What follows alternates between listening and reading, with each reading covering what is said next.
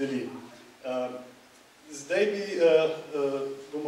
bomo prišli še v naslednjem koraku na to na ta makro nivo, kajti v tem primeru se pojavi en določen problem, namreč kriterij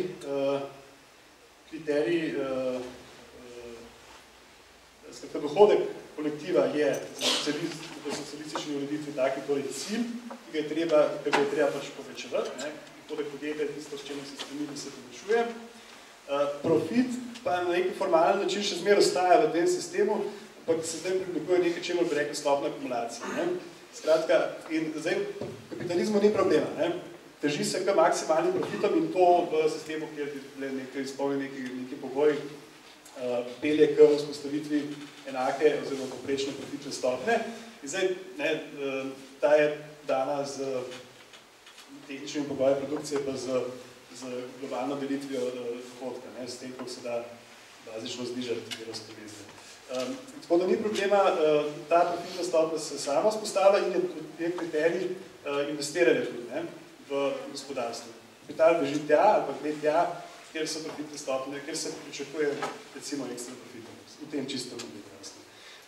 Zdaj, v tem mojem modelu socializma pa je pa, smo pa rekli, se pa profit v resnici spremeni ne v cilj gospodarjenja, ampak nek strošek, ki ga delovni kolektiv plačuje in s tem v resnici dokazuje, da gospodarno uporablja sredstva, ampak ni pa na sami ravni podjetij pa ni kriterija, koliko bi ta strošek objektivno in subjektivno moral biti.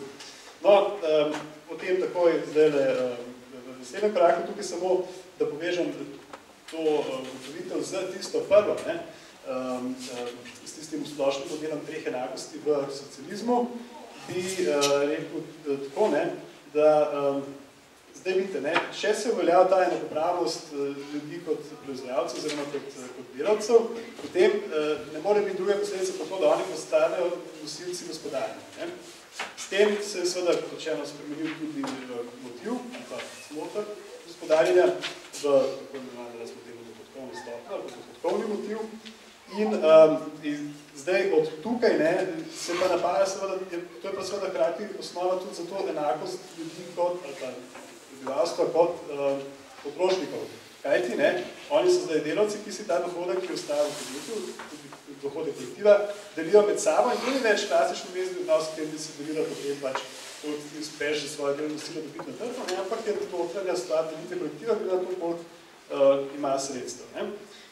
No in ena stvar, dve stvari, ki iz tega izhajata med drugim, ena je ta, potem bomo slišali o polni zaposlenosti. Jasno, težko je biti enakopraven član družbe, če niste preko član nekega delovnega kolektiva vključeni v to vrstno upravljanje. To sicer ne pomeni, da vi kot član skupnosti ne možete biti v teritorialne organe in oblike upravljanja vključeni, ampak gospodarstva ste pa težko potem drugače vključeni. Druga stvar je ta, s tem pa ne rečem, da mora biti to polna zaposlenost za 8 ur kapitalizma. No in druga posledica je ta, tudi seveda z vidika enakosti potrošnikov, s tem pa mislim bolj na tiste ljudi, ki ostanejo vendarle zunaj tega tovrstne zaposlitve, je pa dohodkovni motiv spet glavno vodilo, ker skupaj se potem financirajo z raznimi dajatvami te recimo temu socialna država v širokem pomenu, skratka tiste funkcije, ali tiste storitve in dobrine, po katerih ne bi bili te člani po definiciji upravičeni na ravni, ki omogoča dostojno življenje. No in zdaj, da sklenemo to sliko tega modela, preidemo še na raven, ki je pa nad podjetje, nadravno podjetje. Skratka, če bi ta v našem tem modelu, bi sicer teoretično se lahko zamisliti, da zdaj iz nekega neznatnega razloga se vsa podjetja preusmerijo tako, da jih delavci prevzamejo in spontano pač nastopi dohodkovni motiv kot motiv gospodarjenja, še med njimi še vedno ostaja trg, kar je postavka. Ni pa, kot smo prej rekli, več nobenega jasnega kriterija, koliko bi morala biti ta stopna akumulacija, kot sem naprej opozoril. Niti, ker tega ni več jasno, kam naj kapital kam naj se investira, ne? Kapital ne v smislu odnosa, ampak sredstva. Bodi se denarja, bodi se strani sredstva. Skratka, kaj ti lejte, če dam še eno spodobo, ki jo mislim, da uporablja David Ehrman, znan pisec o tej temi. V kapitalizmu je tako, da kapitalist najema delovni kolektiv, zato, da bo dobil od njega profit. Zato je pač dohodek tega kolektiva za njega strošek, ki ga hoče držati na minimumu, profit je pa tisto, za katero treba povečevati. Zdaj je situacija obrnjena, zdaj v resnici delovski kolektiv najema sredstva, zato, da bi povečeval kolektiv, ta najemnina, neke vrste renta, ki se naprej imenoval obresti ali pa stopne akumulacije, je pa pač tista dejatev, ki jo mora dati recimo temu lastniku. Zdaj, v socialističnem modelu bi bilo verjetno za pričakovati in težko bi bilo dokaj, da je lastnina teh sredstev družbena v resnici, ali pa vsaj prevladujoče družbena, in zdaj smo pa na tej ravni participativnega planiranja. Zdaj je treba pa še najdeti kvantitativno, in to ne arbitrarno, skratka ne monetaristično, tako da bo sistem se sposoben reproducirati, stopno te akumulacije, nekako se mora določiti. To je naloga planske strukture in planskih organov. Lipovec se je predvidel, jaz sem se zdaj na to najbolj našel, pa ni treba, da bi to bilo na tako, on se je bolj oziroma na jugoslavenskem modelu, v sovjetskem modelu bi malce drugače. Skratka, on bi to računal na ta način, da če imamo želene investicije, ta stopnja se odloča kot želene investicije, ne vem, 1 milijon evrov želite investirati, vaša sredstva, vaš kapital, ki je pa že vloženje, pa ne vem, 100 milijonov. S tem ste dobili neko stopno, ki velja kot stopna akumulirana za vsa ta podjetja. To je tista najemnina, ki morajo ona vračati družbi, ker je družba lastnik.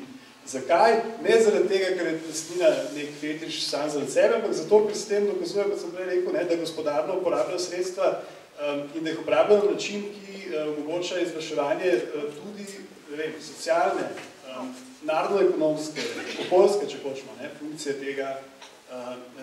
teh sredstev. In to je mehanizem koordinacije. Zdaj, kako bi izgledal ta participativni planski sistem, izhaja mogoče že iz te oblike te stopne akumulacije. Zgor imate zaželena količina investicij, spodaj imate pa obseg že investiranih sredstev. To spodaj je objektivna kategorija, ker to je že dano. Sredstva imate, kakršno imate, produktivna sredstva je taka, kakršna je. Zgor je pa neka kategorija, ki je v resnici subjektivna in politična. In to se mi zdi tisto jedro in veliki problem planiranja že na ravni firme in že na ravni kapitalizmu, če hočete, še bolj pa tam, kjer se dvignete nad raven firme ali pa delate v nekem sektorju, ki ni tržen. Namreč, imate politični moment, koliko investirate, pa kako deli dohodek in tehnične ali pa družbene možnosti, ki tukaj so. In to pomeni, da je vsak planski organ ali pa planska struktura, tako kot je podjetje samo, na eni strani recimo temu strokovna zadeva ali pa stvar, ki temelji na analizi in na objektivnih dejstvih in hkrati politično prizorišče bojev, recimo temu boja, mogoče ni tako dramatično, ali pa vsaj dogovarjanje, in ideja je ta, da se na ravni sektorja, ali pa na ravni narodnega gospodarstva, če celoti, usklajuje na eni strani z objektivnimi zmožnostmi ta politična odločitev. Zdaj, ni nujno, da je stopna akumulacije posod enaka in tako naprej. Skratka, ne da zdaj šli v detalje, bom poskušal to zadevo skleniti. Planski organi torej bi imeli to funkcijo, da tisto, kar lahko direktno določijo in je to obvezujoče za podjetja. To je recimo ta stopna akumulacije, to je pomen tolikšna recimo izraba kapacitet ali pa tolikšen donos na sredstva, ki so vložena. Ni nujno, da je enako v vseh panogah, ker so pač zmeraj panoge različne. In drugič, investicijsko politiko ne bi morali z resnic voditi te planske organi, s tem, da bi tega pa verjetno ne bi počeli nujno direktivno, ampak indikativno v tem smislu, da bi napovedovali možna gibanja, ne, in mogoče postavili samo kriterije, na podlagi katerih bi se podjetja potem odločala za investiranje in pridobivanje sredstev. Če mi dati, Goraz, še eno minuto. Ja. Skratka, kako bi zdaj iz tega sistema, ki sem ga zdaj samo skiciral, pa bi ga bilo bistveno boljš poročevati tako, da bi hkrati vedeli, kako je to v kapitalizmu, da bi stvar postala bolj jasna. Ampak dobro, bo še kaj razpravim. Bi rekel tako, tukaj so bili že nastavki pač izraženi, na eni strani na ravni podjetja, torej na mikroravni, sta možna ta dva pristopa. Skratka, bodi si, da si delavci zagotovijo možnost upravljanja tako, da prevzamejo lastniško funkcijo. Torej, ne spremenijo še modela odločanja oziroma modela delovanja podjetja samega, ampak si omogočajo upravljanje zato, ker zavzamejo funkcijo lastnika. Drugi, ta nemški model je pa ta, da seveda postane pravica do soupravljanja ali pa do upravljanja ločena od te konkretne funkcije, od lastništva. Zdaj, kako bi rekel, v tem smislu vidim državno lastnino kot mogoče progresiven element, zato ker bistveno težje je izriniti obstoječega lastnika iz lastništva, če ga hočeš nasilno ali pa administrativno razlastiti, ga moraš izplačati in delavci to običajno težko naredijo. Skratka, država lastništvo že ima, v tem smislu to ni problem. Hkrati pa seveda mora zagotoviti noter to, česar običajno to soupravljanje, ki ga imamo zdaj, ne zagotovi. Se je prej razložil, kako zadeva deluje, delavski svet in tako naprej. To so organi, ki v resnici niso povezani v ničemer direktno z funkcionalno strukturo podjetja, z njeno notranjo organizacijo, z učinkovitostjo poslovanja in tako naprej. Hkrati so tudi v svojih pristojnostih izjemno omejeni in zato je to velik problem, ampak v gospodarski, kjer pa bi bila država lastnik in bi se temu lastništvu pač odpovedala v ekonomskem neupravnem smislu, bi pa te ovire lahko odpadle in tukaj bi lahko vzpostavili podjetje, ki bi tako bilo. No in če bi se to zgodilo v sektorju, kjer je državna lastnina prevladujoča, recimo kakšni energetiki in tako naprej, bi pa lahko bili vzpostavljeni pogoji že za to, da se ta dohodkovni motiv kot dejanski vlogi, ki bi gospodarjenje vzpostavil.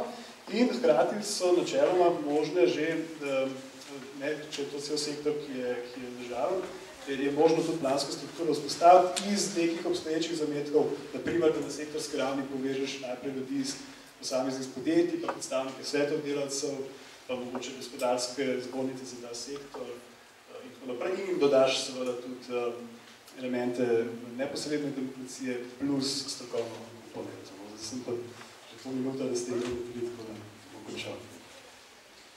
Hvala.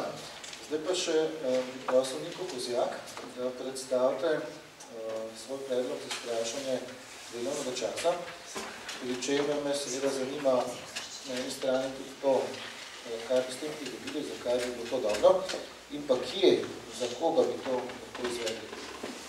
Jaz sem najprej povedala, nisem pač samo psihologinja, imam veliko delovnih izkušenj v socialnem varstvu, šolstvu, zdravstvu, sem solastnik podjetja, pa še svoje društvo vodim 10 let. Tako da imam eno ozadje, ker ne moram pa se izplačati svoje plače kot solastnik podjetja, ker žal kakorkoli ponavadi preveč dobro, nekonkurenčno dobro plačujem pod izvajalce. Tako da ki so pač na tem področju nujni. Tako, jaz sem pač ta predlog izhaja iz tega, ker sem jaz študirala pol leta v Avstriji in sem se dogovorila, da sem tisti semester, ki sem ga delala kar na doktorskem raziskovalnem študiju, sem tja hodila na seminarje, ki so imeli dejansko namen usmerjati avstrijsko politiko. To sem se pač zanimala, čeprav sem šele drugi letnik fakultete. Torej, 14 let nazaj. In tam smo pač raziskovali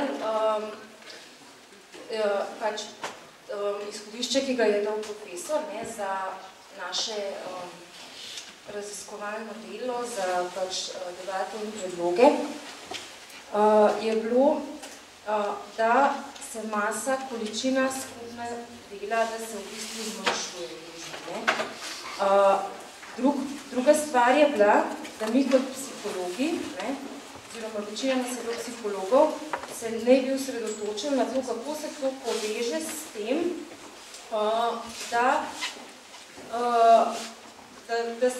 da delamo na tem, da je boljša kvaliteta, produktivnost, ideje pri izvedbi dela. Hkrati je slučajno zraven padla še problematika zmanjšane rodnosti, na splošno v EU. Zato smo v bistvu to nekako povezali v neke praktične rešitve. No, in v bistvu, kar se je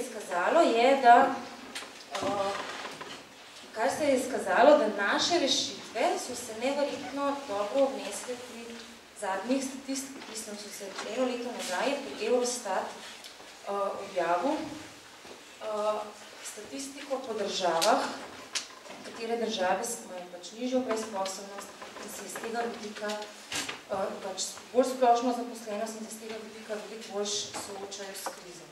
Izkazalo se je, da tiste države večinoma, Nemčija mogoče nekaj izstopal iz tega, ker se je za nekaj drugačno pot tam prirodnosti šepano, da tiste države, kjer se pač delo deli na večje število ljudi, ki delajo v krajšem obsegu. No, prej sem pozabila povedati eno stvar, produktivnost v kreativnih poklicih, tam, ki so ideje. Za nekega povprečnega intelektualca, kreativno osebo, za nekoga